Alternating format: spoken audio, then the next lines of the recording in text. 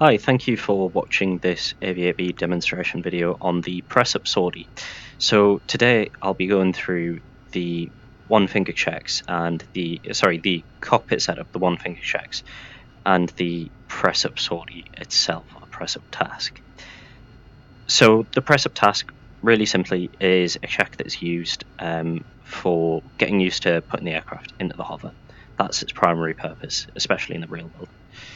In DCS, you can use it as a backup power check. So let's say you're operating from a FOB, you know, it's high, it's hot, you've got a very short runway, and you're carrying a lot of stores, and you want to make sure that the takeoff data that you've got on the system matches what you're going to expect in reality, maybe when you're doing a short takeoff or a roll and vertical takeoff.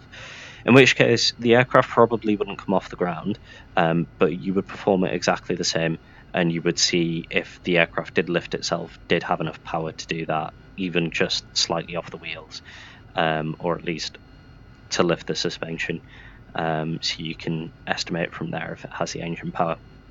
The only reason we do this in DCS is because sometimes there are bugs in the VREF system and it doesn't give you accurate information, and you just need to back it up with a little bit of testing and common sense. I haven't seen this happen for a very, very long time, but it could happen. So the first thing I'll go through is the cockpit setup. So coming down and to the left, we want to make sure our lights are configured properly. Normally the anti-collision lights come on as part of the one finger checks. I like to raise the seat slightly, which I've already done, and you can do with this switch here. Raise ourselves a little bit more, just for demonstration. And then setting up the moving map, obviously if you're doing circuits it's kind of important, so I like to change the colour to red, and then in the day you can either wash it out by turning the gain up, or you can wash it out by turning the gain down, or you can go back into map M and just turn the map off entirely. Totally up to you. Bring your scale down, designate the waypoint, make sure the aircraft is pointing into wind, in this case it is, and then align the course line with the aircraft, which is going to be 338 degrees today. That value should be pre-briefed. It's typically on your flight card. On the training server you can pull it from the briefing, the in-game briefing. Obviously for the press-up sortie that is not as relevant as it is for the actual vertical takeoff and landing circuit.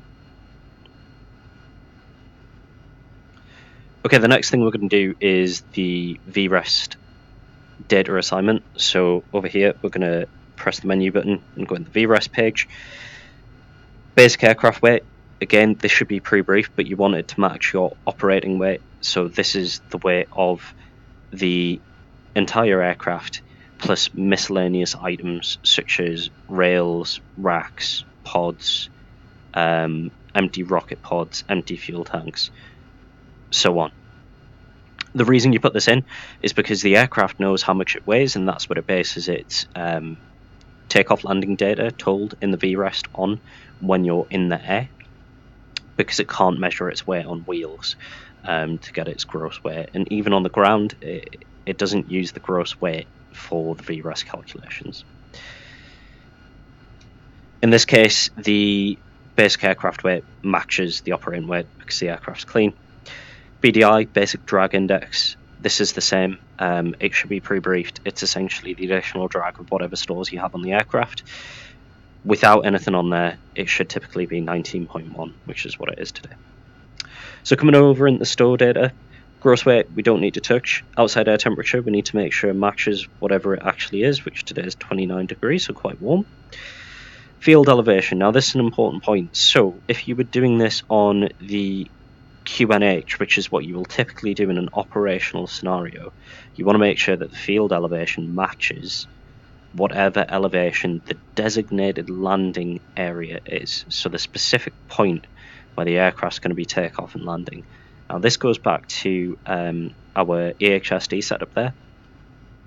It's very important that the takeoff, the designated landing area is a waypoint, specifically set to the exact point which you want to touch down, so that you can get distance cues, so here we see it says 0.0 to waypoint 1, that are accurate down to a tenth of a mile. Now, if you've got a TACAN that's offset, obviously it's not going to measure directly along the centre line of the given runway, whatever that may be, and it's also not going to be accurate enough if you've got a 2,000 foot runway and the TACAN's halfway up it.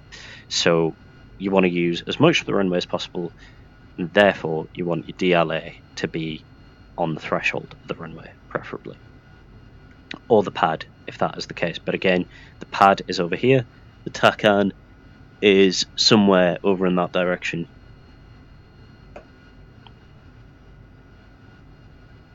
So in this case, we're going to set the altimeter to 0 just to make life easier for demonstration purposes. Set the altimeter to 0, and we're going to go into the stow information, field elevation, set it to 0. Engine we don't need to touch. FDAT, field data, we do need to touch. So runway distance, not applicable for a vertical takeoff, vertical landing. Runway heading is applicable, so it's 338 degrees because we're pointing into wind. Ground wind is applicable, so again, in the briefing here, we can see it's 158 or 338. So the 158 is where it's blowing to, and the 338 is where it's blowing from, which is what we need. 5 meters a second is approximately 10 knots. So 338 degrees, 010 knots. I don't know why there's 3 digits. Apparently someone was expecting a hurricane. I'm not sure if you'd fly this aircraft in a hurricane. I certainly wouldn't. Okay, next on the VRES, we're going to cross to the vertical takeoff page because that's what we're interested in. And again, just reiterating, you can see there that the altimeter is not set to the QNH and the field elevation is set to 0. So we get accurate information for where we are operating from. So the F plus W is the fuel plus water. We can't affect how much water is in the jet. It's always 500 pounds of water, so we can't change that. It's either full or it isn't. We can, however, select the exact quantity of fuel that we want. So in this case, I know I'm going to do a wet takeoff because it's hot outside. I know it says here that I can take 4,296 pounds of fuel plus water. I'm going to minus my 500, which is going to give me 3,796 pounds. And I'm going to make sure that that's how much fuel I'm carrying. So 3,200 pounds is 500 pounds shy. It's always good to have a bit of wiggle room. Generally, somewhere between 200 and 500 pounds is a good figure. More is better because you will get better performance out of the aircraft for the manoeuvre. Okay, so with that being done, we're going to put this back to the EHSD. And we're going to set up the engine page here so we can check that we're not going to bust our engine values. And we're going to perform the one finger checks. So one finger checks, throttle's closed, nozzles are going to come back, stow stop's clear, nozzles are going to come back to 82 degrees. Seat positions how I like it, lights are set up as required. Flaps are going to come down to the stowable position, combat water's already on, takeoff water is going to go to the takeoff position.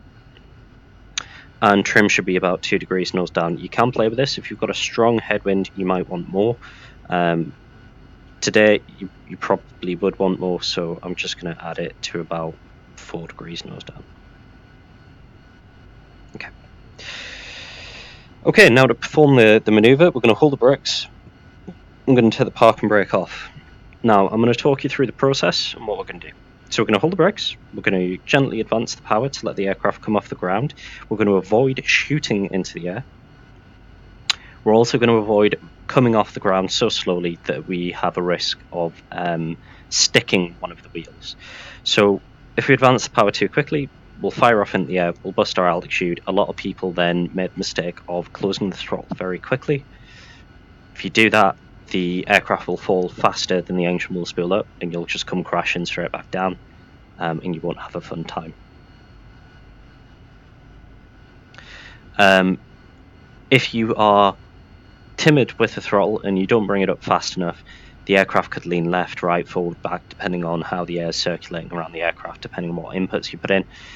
let's say you roll left a little bit, you stick the left wheel, because there's still power pushing the aircraft, it's going to push against the wheel, it's going to flip, and you're not going to have a fun time. So what we're going to do is we're going to gradually advance the throttle to get the aircraft off the ground in a controlled manner, and we're going to start applying our lookout attitude instrument work cycle. So we're going to look out to our between our 10 and 11 o'clock area and our 1 and 2 o'clock area for fore, aft, and left, right reference points. So here we can see the two edges of that diamond are roughly lined up, and these two vehicles are lined up. I've placed these vehicles here intentionally because there's not a lot of features around, but this is the sort of thing that you would have to do to keep yourself aligned. So you can look out, and then you can look at the attitude, which is where's the velocity vector and where is the witch's hat, which will need to be in different places. Generally, throughout most of the maneuver, the witch's hat is going to be depressed so that you don't drift forward or backward, whatever the case may be. And on landing, the witch's hat is going to try and be on the horizon. And the instrument section is basically just looking at what's our ground speed and what's our altitude. So ground speed's in the left of the hood there, just underneath the airway, represented by the S for Sierra. And our altitude there in the top right, we can see we've got the radar altitude, which you would normally use for an operational environment. Today, we're going to be using the barometric altitude. And it's also good to keep the altimeter out of the radar mode, as we can see here, which only gives you the radar altitude. Okay, so holding the brakes, let's add the power. Just let the power come up, nice and gentle. Okay, a bit too timid, bit more power, keep going, keep going, keep going until the aircraft comes off the ground. Bit of back pressure there because I can feel it trying to move forward. It's unstuck. There we go. Nice bit of power. And we're looking out. And at 40 feet, we're going to arrest the rate of descent. There's 30. Keep coming up, there's 40. And arrest that rate of descent, that's 50. We're drifting back slightly, can see that by the numbers. Let's hold it for about 2-3 seconds. Come left slightly. A little low. Okay, now we can bring it down. So, just let the aircraft gently drop. And as we're getting close, pop the witch's hat on the horizon, about 10 feet, close the throttle entirely. Okay, we can see that the aircraft crept forward a bit. I actually want to have a little bit less nose down trim, so we do want it about 2 degrees, and I'll go for another one to demonstrate that, as we've got 250 pounds of fuel. But you can see how quickly everything happens, and you're only holding it for a couple of seconds, and we're only looking to see you keep it in this box and not over control the aircraft, so no crazy rolls or pitch movements. Holding the brake, adding the power.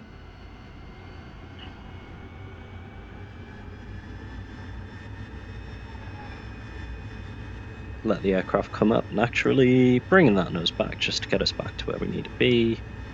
Looking outside for my reference points, there's 40 feet, settle at 50. We're a little bit high, but that's okay.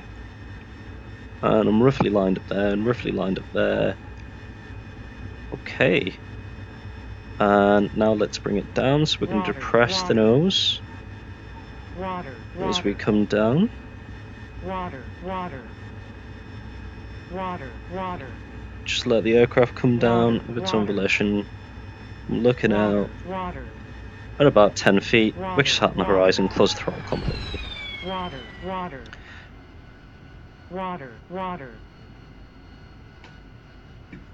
And I'll demonstrate that one more time.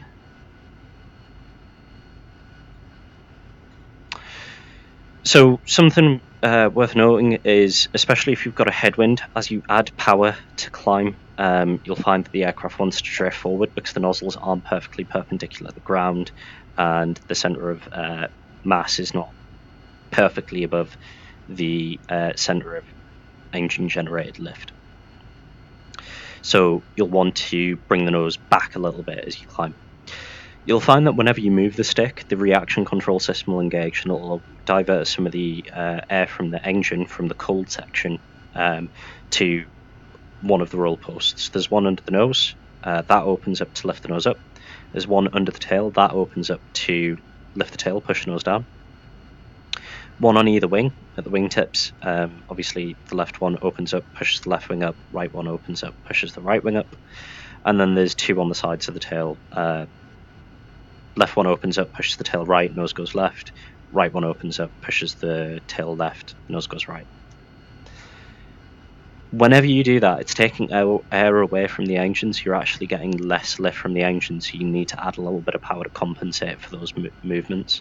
So you'll find that it's constant balancing game between the stick and the throttle. When you're coming back down, you will find that because you're using less thrust, there's less of that forced push against the headwind, so you find that you need to depress the nose. That's fine. The rule of thumb is you want to descend in a straight line. You don't want to be correcting during the descent. You've got to stick with whatever you've got, because it's more important that you land straight than it is that you land directly on the point. Again, think about the wheel sticking and flipping scenario. You don't want that to happen. And we cut the throttle when we're at about 10 feet, and we make sure that the witch's hat is on the horizon. Again, that's so that the aircraft settles down on all wheels at once. You don't want it to hover about and potentially flip, and you don't want to strike the nose or the tail, or either of the wings. Okay, so let's go for that one more time. Holding the brakes, let's add the power. Got our reference points, let the aircraft come up. Don't let it get away too much. Let it come up. Nice and controlled. There's 40 feet. Bring the power back. There's 50 feet. We're drifting forward a little bit, so let's just bring it back a little. Climbing a little there. Okay, that's good. Kill that drift. Okay, I'm happy with that position. Let's bring it down. So about 200 feet per minute descent rate. Looking out the sides as we go. Witch's hat is staying on the horizon this time, and it seems quite happy. Just let it come down. 20 feet, 10 feet, close the throttle, hold the toe brakes. A little bit aggressive, maybe a little bit high. Okay, so don't worry about damaging the aircraft. It is rated for these aggressive landings. Generally, you want to keep your descent at about 200 feet per minute, up until about 10 feet or so above the ground, and you just want to cut the throttle to idle.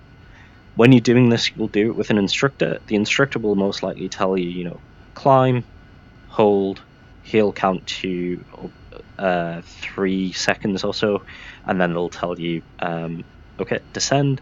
And then when you're just above the ground, they'll say idle, and that's your cue just to close the throttle and hold the brakes. When you are working from the carrier, you'll find a similar thing. The Airbus script will tell you when to go idle, and you just need to follow those cues. I hope you found this video useful. If you have any questions, please feel free to contact me.